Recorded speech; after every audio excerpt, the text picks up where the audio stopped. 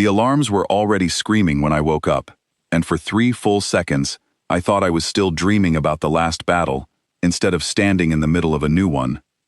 My name is Vexthal Oren, Tactical Officer of the Concordat Third Fleet, and the day I am about to tell you about is the day I stopped believing in safe distances. The bridge of the sundering light was shaking under my boots. Red light poured across every screen. Outside the viewport, the void was full of fire that did not belong to us. 6 months earlier, the Skarn Dominion had broken through the Ashvale line, and since then, every battle had followed the same pattern. We would find a way to slow them down. They would learn it within hours. Then they would come back faster, and we would lose another piece of the sky. That morning, we were losing the piece of sky that mattered most. Behind us, 2 jumps away, sat Oren Prime, my home. My daughter was there, so was everyone I had ever loved who was still alive. Admiral Lila Bennett stood at the center of the bridge with her arms folded, watching the tactical display bleed red, one section at a time. She was not a woman who panicked. I had served under her for 11 years, and never once seen her raise her voice. That was what frightened me most, the calm on her face, while everything around her fell apart. "Report," she said. "The outer shield ring is gone," I said. "Skarn cruisers are pushing through the gap at Corton Station. If they get past the second ring, there is nothing standing between them and the jump lane to Oren Prime. Time? 40 minutes. Maybe less." She was quiet for a moment. Then she said the words I had been dreading since the war began. "Wake the Vault Protocol." The bridge went silent in a way that had weight to it, a silence you could feel pressing against your ears. Every species in the Concordat grows up hearing the same story, whispered more than spoken, about a war fought 300 years ago by a species that had almost been wiped out and had refused to accept it. They had been small in number and outmatched in every way that mattered, fighting an enemy that had already swallowed a quarter of known space. And somehow, they had won. Not carefully, not by clever tricks or diplomacy. They had won the way a wildfire wins against a forest, by refusing to see any difference between winning and burning everything down first. After that war, the Concordat's ancestors had watched from far away, expecting to divide up whatever was left when it was over. Instead, they found themselves facing a victor more unsettling than the enemy had been, so they made an agreement among themselves, quietly, one that was never written into any treaty. Never provoke them, never need them, and above everything else, never call them. We had still been given a way to call them, just in case. A single relay, built to their own design, handed to us after their war, as what they called a favor between neighbors who hope never to speak again. It had sat dormant for 3 centuries. Nobody had ever used it. "They might not come," I said. "They might not even exist anymore. 300 years is a long time." "Then we will have lost nothing by trying," Bennett said. "Send it, Vexthal." My hands were not steady when I typed the activation sequence. I told myself it did not matter, that the signal would probably vanish into empty space and never be answered, that in an hour we would be fighting this battle alone, exactly the way we had fought every other one. I sent it anyway. For 4 days, nothing happened. Those 4 days were the worst of the entire war. We lost the Perini shipyards, 40,000 workers and their families gone in a single afternoon. We lost contact with 2 more colonies, Dressel and Wynn Harbor, and nobody could tell us whether the silence meant surrender or something worse. I stopped sleeping in anything longer than short bursts. Between shifts, I found myself rehearsing words I hoped I would never have to say to my daughter, in case the day came when a call to her was the last thing I would ever get to do. Bennett did not sleep either, as far as I could tell. She stayed on the bridge, watching the same red map creep closer to Oren Prime, one system at a time, giving orders in the same steady voice, no matter what the numbers told her. I asked her once, quietly, whether she regretted sending the signal. "I regret needing to," she said. "I don't regret sending it." On the 5th day, our sensors screamed loud enough that 3 different officers jumped out of their seats. It was not a fleet. That was the first strange thing. Every instinct built by years of war expects rescue to arrive as a formation, dozens of ships moving together, covering each other's weaknesses. What arrived was a single vessel, so large that at first the sensor operator thought it was a malfunction. It was a spire of dark metal, longer than any carrier in our fleet, and it carried no identification signal, no formal hail, nothing. It did not slow down at the edge of the fighting. It did not form up beside us or ask for coordinates. It moved straight through the middle of the Skarn formation, as though the battle raging around it was simply an inconvenience it intended to pass through on its way somewhere else. Then it stopped, pretending not to notice us. I have served in 11 major engagements. I have watched ships larger than cities break apart in ways that still visit me quietly at night when I close my eyes. None of that prepared me for what I saw next. The strange vessel did not maneuver the way our pilots were trained to maneuver, weaving and adjusting in response to enemy movement. It simply seemed to already know where the enemy would be, and it was there first, every single time. The Skarn ships had spent 6 months adapting to everything the Concordat had thrown at them. Against this one vessel, their adaptations lasted, on average, less than a minute. Our sensor logs later showed something none of our engineers could fully explain. The strange ship appeared to be improving during the fight itself, learning between individual exchanges of fire, the way our own commanders might learn only between entire campaigns. I remember Bennett's hand tightening on the edge of her console as she watched. I remember the young helmsman beside me, a boy named Callum Ashby, who had only been assigned to the Sundering Light 3 weeks earlier, whispering under his breath, over and over, "That's not possible. That's not possible." 40 minutes later, the Skarn vanguard that had taken our combined fleet 6 months to merely slow down had stopped existing as a fighting force. What remained of it was retreating in directions that had nothing to do with strategy and everything to do with fear. A channel opened on our main display. There was no formal greeting, no exchange of codes, nothing that matched 3 centuries of careful diplomatic protocol between Concordat species. Just a voice, calm, but carrying a tiredness that had nothing to do with the battle that had just ended. "This is Captain Grace Whitfield, Terran Expeditionary Vessel, no second warning. We got your signal a few days ago. Sorry it took this long to answer. We don't keep these ships crewed anymore, not since the last war ended. Had to wake her up properly first." Nobody on the bridge answered right away. I think every one of us was doing the same silent calculation. 300 years of careful agreement never to need them, undone in less than an hour by a single voice that sounded almost apologetic about how easily she had just ended a war we had been losing for 6 months. "Admiral," I finally managed. "Orders?" Bennett did not look away from the screen, from the single vessel sitting motionless amid a graveyard of wreckage it alone had created. "Thank her," Bennett said quietly, "and open a proper channel. We owe her more than a thank you." I opened the channel myself. Captain Whitfield's face appeared on the display, younger than her voice had suggested, with tired eyes and the kind of steady calm that reminded me uncomfortably of Bennett herself. "Captain Whitfield," Bennett said, "Admiral Lila Bennett, Concordat 3rd Fleet. We are in your debt. I do not say that lightly." "You're not in anyone's debt," Whitfield answered. "We left that relay with you for exactly this reason. I just wish someone had used it before losing 19 billion people first." The words landed harder than any weapon fired that day. Bennett did not flinch, but I saw something shift behind her eyes, the weight of every colony we had lost before finally deciding to send that signal. "We were taught to fear calling you," Bennett said. "Taught that needing you would be worse than losing on our own." Whitfield's expression did not change, but her voice softened slightly. "I know what they taught you. My grandmother used to tell stories about the old war, the one your people watched from a distance. She said humanity scared everyone so badly that the survivors decided it was safer to let a species vanish quietly than to ask it for help twice. I always thought that was a strange way to treat the people who saved you." "We did not fight beside you in that war," Bennett said. "We only watched." "That's exactly why the fear never made sense to me," Whitfield replied.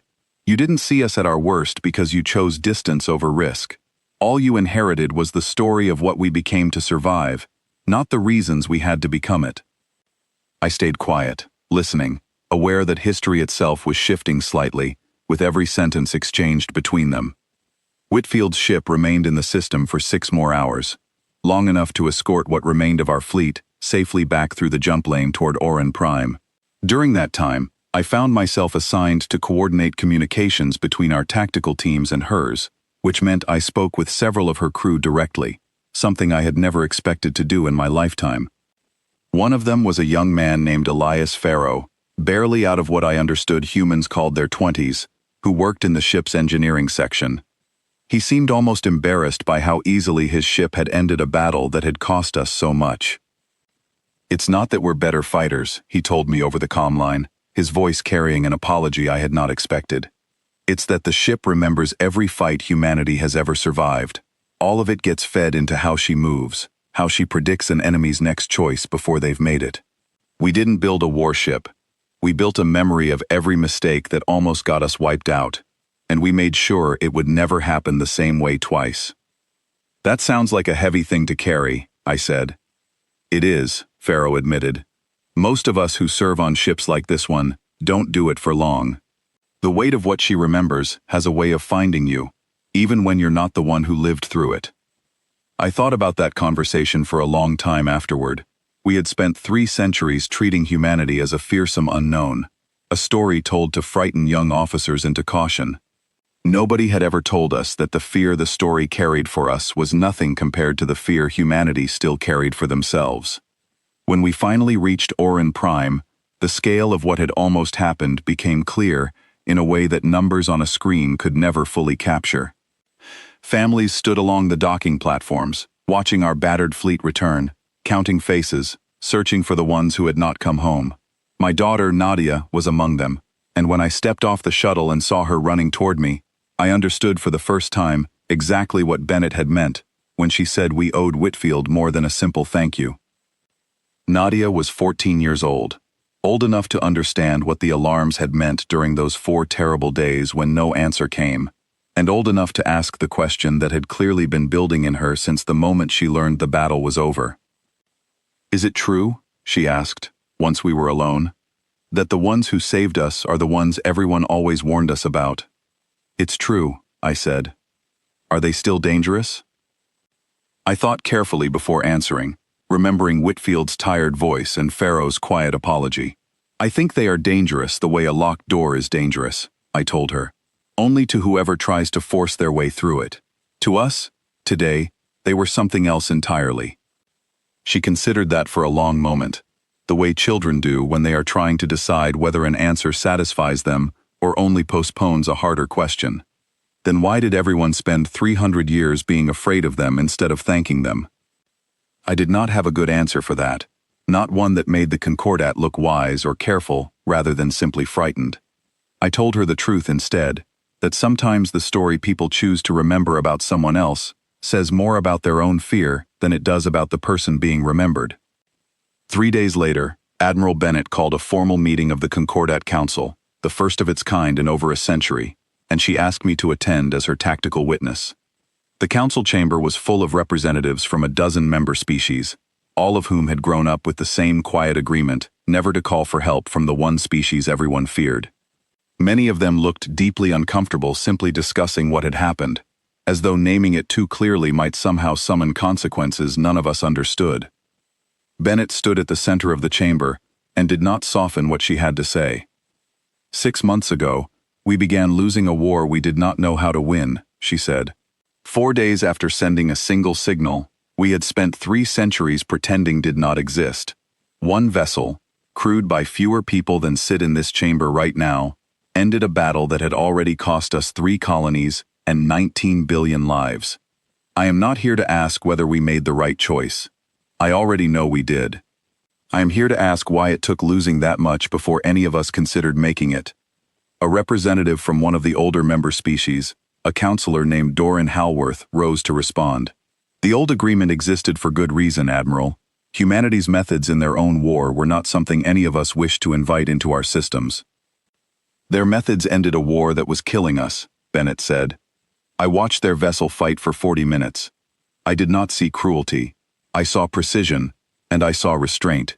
Because when the Skarn vanguard attempted to retreat, rather than continue fighting, that vessel allowed it to retreat.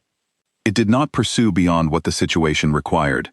That is not the picture the old stories painted for us."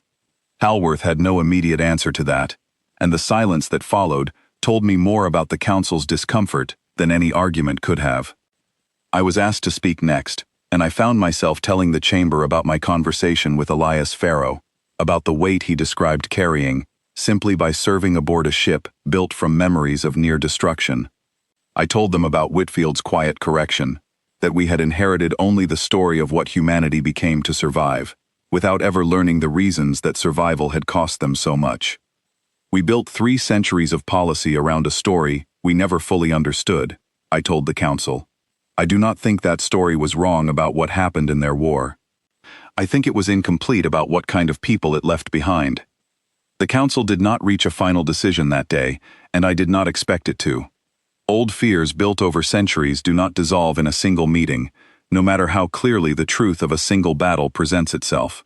But something did shift.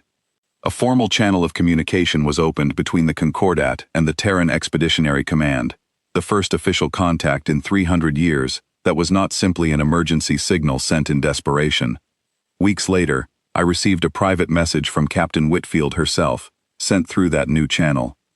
She did not mention the battle again, nor did she ask for anything in return for what her ship had done.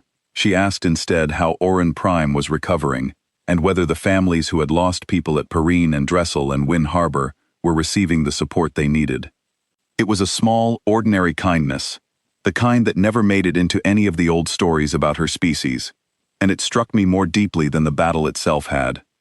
I wrote back and told her about Nadia's question, about the strange discomfort of realizing that the thing we had feared for 3 centuries was, in the moment we needed it most, simply willing to help. Whitfield's reply was short.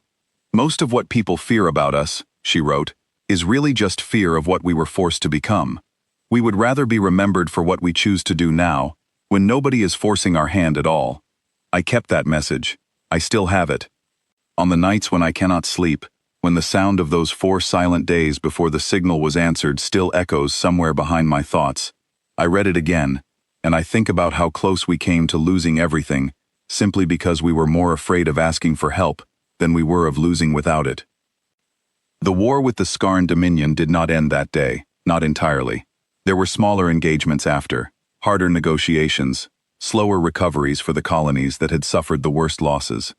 But the balance of the war had shifted in a way that could not be undone, and everyone on both sides of the fighting knew it, because everyone had seen, in the sensor logs that spread quickly through every Allied fleet, exactly what had happened when the Concordat finally stopped being afraid to ask. I think about Bennett's words often, the ones she spoke quietly on the bridge the day it all happened. Thank them, and pray we never have to call them again. I understood, at the time, why she said it. I understand it differently now. We will likely never need to call them again in quite the same desperate way, but I no longer believe that silence between us should be the goal. Nadia asked me once more, months after everything had settled, whether I still thought of humanity as something to be feared. I told her the truth. I feared them less than I feared what almost happened to all of us, because 3 centuries of careful distance nearly cost us everything before a single signal finally broke it. Fear, I told her, is easy to inherit and hard to question. Gratitude takes more courage, because it means admitting how close we came to losing everything simply by refusing to ask. She seemed to understand that better than most of the council ever did. I hope, for all our sakes, that the rest of the Concordat learns to understand it too, before the next crisis forces the lesson on us one more time.